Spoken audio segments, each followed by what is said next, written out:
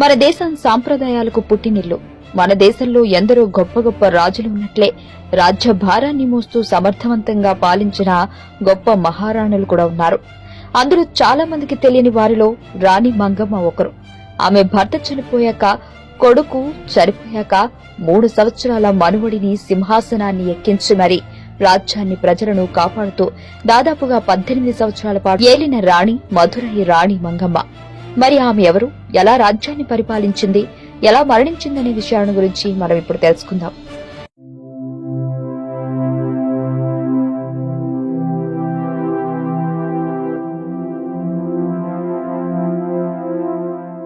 చంద్రగిరి బలిజ నాయకరాజు తుపాకుల లింగమ నాయకుని కుమార్తె మంగమ్మ. ఆమె తండ్రి మధురరాజు చొక్కానాథ నాయుని దగ్గర సేనాధిపతి. మంగమ్మకు మధురరాజు చొక్కానాథునితో వివాహం జరిగింది. అయితే చొక్కానాథుడు మధురైని 1659 నుండి 1682 వరకు పాలించాడు. ఇక 1682లో చొక్కానాథుడు మరణించగా ఆ రోజుల్లో సతీ సహగమనం ఉండేది. అంటే భర్త చనిపోతే అదే చితిలో భార్య కూడా ప్రాణాలను అర్పించాలి. ఆచారాలు, పద్ధతులు అనే ఆ రోజుల్లోనే ఆమె సతీ సహగమనాన్ని ఎదిరించి అది ఒక దురాచారం అని భావించి సతీ సహగమనం చేయడానికి అంగీకరించడం లేదు. ఇక ఆమె భర్త చనిపోతే రాజ్యాధికారాన్ని తన చేతుల్లోకి తీసుకుంది. అప్పటి పరిస్థితుల కారణంగా ఆడవారు రాజ్యాన్ని పరిపాలించడం అనేది లేదు. అలా ఒప్పుకునే పరిస్థితులు కూడా లేవు. కానీ అవి ఏవి పట్టించుకోకుండా తన 15 సంవత్సరాల కొడుకు అయిన రంగకృష్ణ ముద్దు వీరప్పను రాజును చేసి ఆమె అధికారాన్ని కొనసాగించింది. ఇలా కొన్ని సంవత్సరాలకు రంగకృష్ణ ముద్దు వీరప్ప అనుకోని పరిస్థితుల్లో చనిపోయాడు. ఆయన చనిపోయే నాటికి అతడి భార్య గర్భవతి. అయితే ఆమె సతీ సహగమనం చేయడానికి పూనుకుంటే మంగమ్మ దానికి వ్యతిరేకించగా కొన్ని నెలలకు ఆమె మగబిడ్డకు జన్మనిచ్చి మరణించింది. ఆ సమయంలో చేసేదేమీ లేక ఆ పసిబాబునే రాజుగా ప్రకటించి రాజ్యాన్ని పరిపాలిస్తూ వచ్చింది. ఆమె రాజనీతి మాటలు చెప్పలేము. ఎంతో ధైర్యశాలి. రాజ్య ప్రజల కోసం చెరువులు, సత్రాలు కట్టించడమే కాకుండా ప్రజల సౌకర్యం కోసం ఎన్నో రహదారులను నిర్మించింది.